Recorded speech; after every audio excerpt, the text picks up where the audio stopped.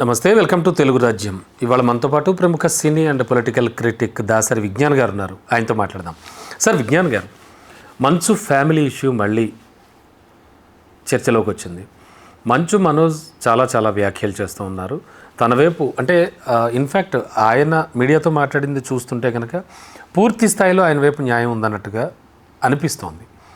Total overall ఇష్యూలో ఇప్పుడు మళ్ళీ తాజాగా మళ్ళీ రావడం ఎందుకు? అండ్ దట్టు మనం రెగ్యులర్గా మాట్లాడుకుంటున్నట్టుగానే సెలబ్రిటీస్ అంటే ఖచ్చితంగా ప్రతి ఒక్కళ్ళు ఆలోచిస్తారు, చూస్తారు, ఫాలో అవుతారు. ఇలా కొన్ని జరుగుతూ ఉంటాయి, దట్టు సినీ స్టార్స్. సో వాళ్ళ ఇంట్లో ఈ గొడవ అసలు సద్దుమణిగే ఛాన్స్ ఉందా? ఎందుకంటే మోహన్ బాబు గారు అంటే ఎలాంటి నటుడు, ఎటువంటి వ్యక్తి అందరికీ తెలుసు. అంటే ఆయన ఎంత జనాల పట్ల ఎంత ఇదిగా ఉంటాడో అనేది కూడా తెలుసు. ఈవెన్ ఇఫ్ ఆయన కోపం పాల పొంగు లాంటిదని, ఆయన కోపిస్తేనే అందరూ ఉంటారు, ఓకే కాదంటలా. బట్ ఆయన కోపం పాల పొంగు లాంటిదని, ఆ తర్వాత దగ్గరికి తీస్తాడని, ఇలా రకరకాలు వింటూ ఉంటాం. మరి ఈ నేపథ్యంలో ఇప్పుడు జరుగుతున్నటువంటి మళ్ళీ రేగిన ఇష్యూ ఏమిటి? పిల్లలు ఇద్దరు విష్ణు, మనోజ్ ఏమైనా సంయమనం పాటించాలా? పెద్దగా ఆయన ఏం చెప్పలేకపోతున్నారా? ఏం జరుగుతుంది అనుకోవచ్చు అసలు? యాక్చువల్గా 2 ఎగ్జాంపుల్స్ చెప్పుకొని మనం ఈ కథలోకి వెళ్దాం. డెఫినెట్లీ. ఇప్పుడు నా ఇల్లు బ్యాంకులో తాకట్లో ఉంది. ఓకే. నేను చిల్లర కట్టట్లా, వాళ్ళు జప్తు చేశారు. అప్పుడు సర్ఫేస్ యాక్ట్ అని ఒకటి ఉంటుంది. ఓకే. సర్ఫేస్ యాక్ట్ 2002 మీరు చూడండి, మీకు గూగుల్లో వస్తుంది.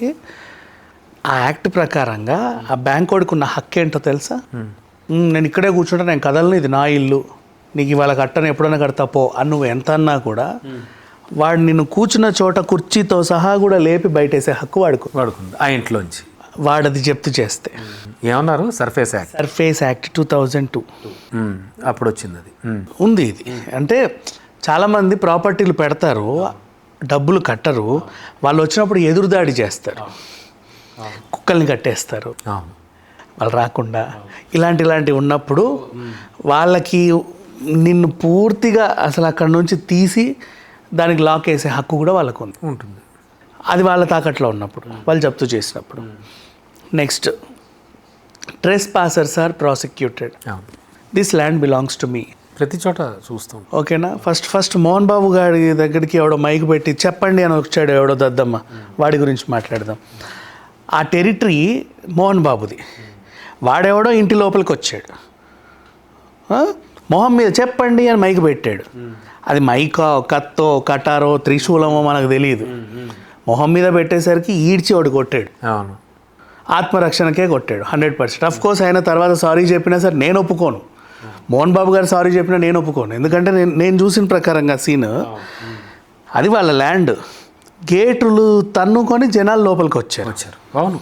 నా మైండ్ ఎలా ఉంటుందంటే, ఈ టెరిటరీ నా లోపల నా పాప ఉంది, ఆడవాళ్ళు పడుకున్నారు, నేను పెద్ద ఆయన్ని, 70 పైగా వయసు, నాకు కదలలేను, ఓ 30 మంది నా గేట్లు తన్నుకొని లోపలికి వచ్చారు. ఖచ్చితంగా ఆత్మరక్షణ చేసుకుంటారు. సో సరే, వీడ నా కొడుకు కనబడుతున్నాడు, ఓకే, వీడి ఫ్రెండ్సే రావాలి, వీడు తెచ్చిన మనుషులు రావాలని లేదు.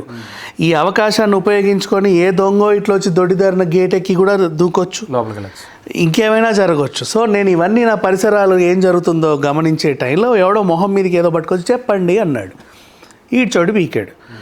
వాడు కావాలని ఏం చేశారు, ప్రెస్ మీద తిరగబడ్డ మోహన్ బాబు అది ఇది అని చెప్పేసి మనిషివా మోహన్ బాబు అని టైటిల్ వేసి చాలా రాదంతం చేశారు. అఫ్కోర్స్ నేను మళ్ళీ ట్రెస్ పాసర్స్ అని ఎందుకు చెప్తున్నానంటే, ఆ టెరిటరీకి నువ్వు లోపలికి వెళ్తే నువ్వు ట్రెస్ పాసర్ అవుతావు, నిన్ను తన్నే హక్కు కూడా వాళ్ళకు ఉంటుంది.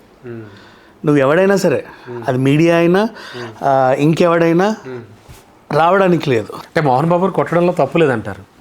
4 దన్నినా తప్పు లేదు, చంపినా తప్పు లేదు. ఇంకా చెప్పాలంటే అవతల వచ్చినోడు రౌడీయో ఎవడో మనకు తెలియదు, వాడు కూడా స్టింగరే.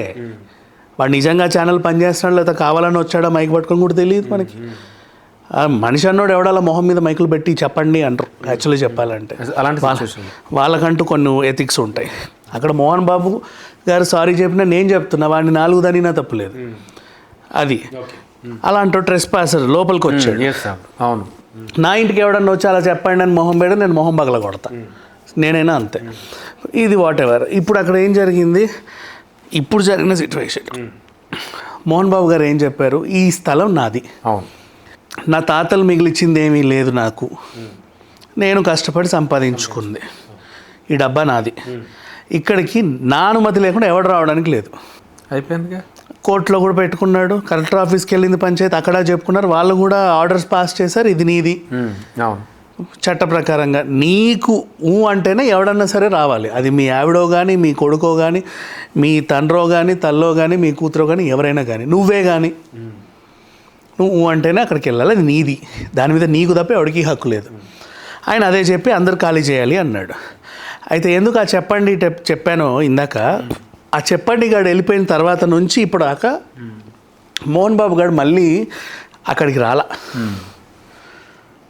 కనీసం 6 నెలల తర్వాత కానీ మోహన్ బాబు గారు అక్కడ రాలా.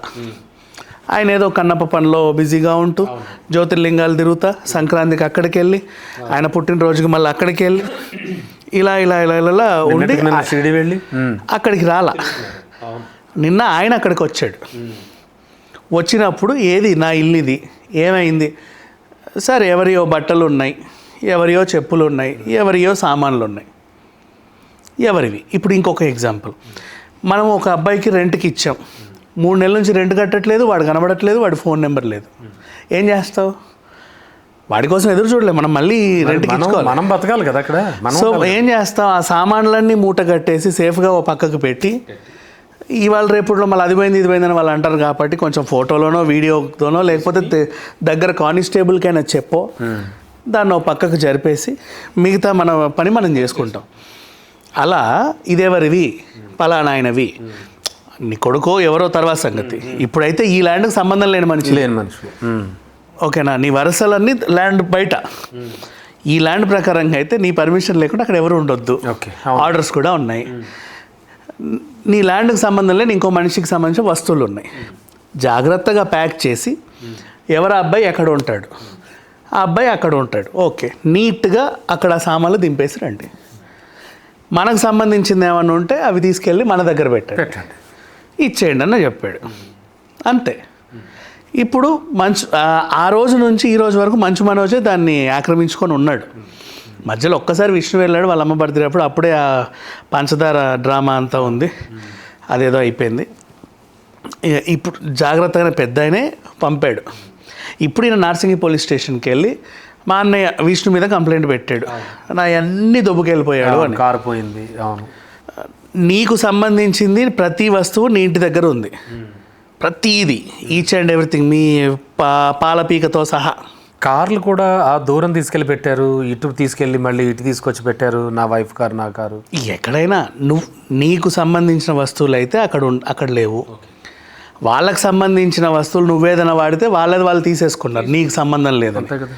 నీవి వాళ్ళు ఆ దరిదాపుల్లో లేకుండా ఇప్పుడు అక్కడ నుంచి తీసాము, పక్క ఫ్లాట్లో పెట్టడానికి వాడెందుకు ఒప్పుకుంటాడు నీ కార్లు, ఇటు పెట్టడానికి ఈడెందుకు ఒప్పుకుంటాడు నీ కార్లు. నీ ఇంట్లోకి వెళ్ళి బయటకు తీసి ఎక్కడో దగ్గర పెట్టాలి కదా, ఓ రోజు ఆడ పెడతావు, ఇంకో రోజు ఈడ పెడతాం, ఇంకో రోజు అక్కడ పెడతాం. మరి ఏ రోజు నువ్వు వచ్చి తీసుకెళ్తావో మాకు తెలియదు, మేము అక్కడిక్కడ పెడితే వాళ్ళతో మాట్లాడాలి.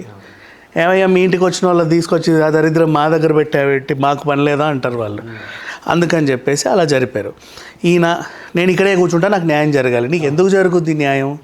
అది నీది కానప్పుడు, నీది కాదు, నీకు దాని మీద హక్కు లేదు. నా వస్తువులన్నీ చిందర వందరు చేశారు, మా పాప వస్తువులన్నీ ఇరగ్గొట్టారు, కనీసం పక్కకన్నా పెట్టారు, సంతోషం, తగలబెట్టల. మన ఇప్పుడు బ్యాంక్ వాళ్ళు చేసినట్టు తీసి అవతల పడేలా, అవును, తగలబెట్టవచ్చు కూడా, తగలబెట్టినా తప్పు లేదు. ఎందుకంటే నీకు సంబంధం లేని, నాకు సంబంధం లేని వస్తువు నా టెరిటరీలో ఉంది, అదేందో కూడా నాకు తెలియదు, అది రేపు ఎప్పుడన్నా పేలుద్దేమో, ఎవరికి తెలుసు, వీ డోంట్ నో. ఫస్ట్ దాన్ని తీసేస్తాం. అందుకని చెప్పేసి వాళ్ళు చేసుకున్నారు. ఈయనకి ఏ న్యాయం జరగాలో నాకైతే తెలియదు, న్యాయం అయితే జరగదు. పోలీసు కూడా నాకు సహకరించట్లేదు. ఎందుకు సహకరిస్తారు? సహకరించట్లేదు. నువ్వెవడి ల్యాండ్లోకి వెళ్ళి నీ వస్తువులను అక్కడ పెట్టుకొని వాళ్ళు నా వస్తువులు నాశనం చేశారు, నాకు న్యాయం జరగండి అంటే. మరి నాకు అసలు ఆస్తి ఏం అక్కర్లేదు, సింగిల్ పైసా కోరుకోవట్లేదు వాళ్ళ నుంచి. అక్కడ ఇస్తామని కూడా ఎవరు చెప్పలేదు, అది తర్వాత అంటే తను మాట్లాడినప్పుడు. యాక్చువల్గా చెప్పాలంటే పద్ధతిగా ఉన్నప్పుడు అందరూ పద్ధతిగానే ఉన్నారు. నువ్వు మితిమీరి ప్రవర్తిస్తుంటే, ఇంటి పరువు బజార్ని వేస్తుంటే నిన్నెవరు దగ్గర రానివ్వరు. ఇప్పుడు అదే జరిగింది, అందట్లో నీ పరువే పోతుంది. కుర్రతనం చిన్నతనంతో చేస్తున్న పనులు. కుర్రతనం చిన్నతనం కాదు, అది చిన్నాడు కదా ఇంట్లో, వెర్రితనం. కుర్రతనం కాదు. తాగి తలుపులు తన్నేవాడిని ఏమంటారండి? ఇప్పుడు ఈ మొన్నటి నుంచి కాదు, ఇంతకు ముందు నుంచి ఉంది అలవాటు. ఇప్పుడు కొత్తగా వచ్చిందేం కాదు. భరించారు. ఎవడెవడెవడెవడో అడ్డమైన వాళ్ళందరినీ కూర్చోబెట్టి తాగుబోతు మాటలన్నింటిలో ఒక డెసిషన్లు తీసుకుంటారు. మనం ప్రొడక్షన్ హౌస్ పెడదాం, మనం స్టూడియో కడదాం, మనం అది చేద్దాం, మనం ఇది చేద్దాం, అసలు మొత్తం ప్రపంచాన్ని మనమే ఉద్ధరిద్దాం. ఈ ప్రపంచాన్ని ఉద్ధరించాలంటే చిల్లర కావాలి. చిల్లర కావాలంటే ఏం చేయాలి? మనకున్న ప్రాపర్టీలో ఏదో దాన్ని అటో ఇటో జరపాలి. నాన్న బ్రతికున్నంత వరకు జరపడానికి వీలు లేదని అన్న ఆర్డరు. ఓకేనా? మరి నాకు చిల్లర కావాలి. చిల్లర కావాలంటే అడిగి తీసుకో. నేనేంది నిన్ను అడిగేది ఏంటి? సరే అడక్కు, నేను ప్రాపర్టీ జరుపుతా. కుదరదు, అది కుదరదు, ఇది కుదరదు అంటే ఎట్లా? Get lost.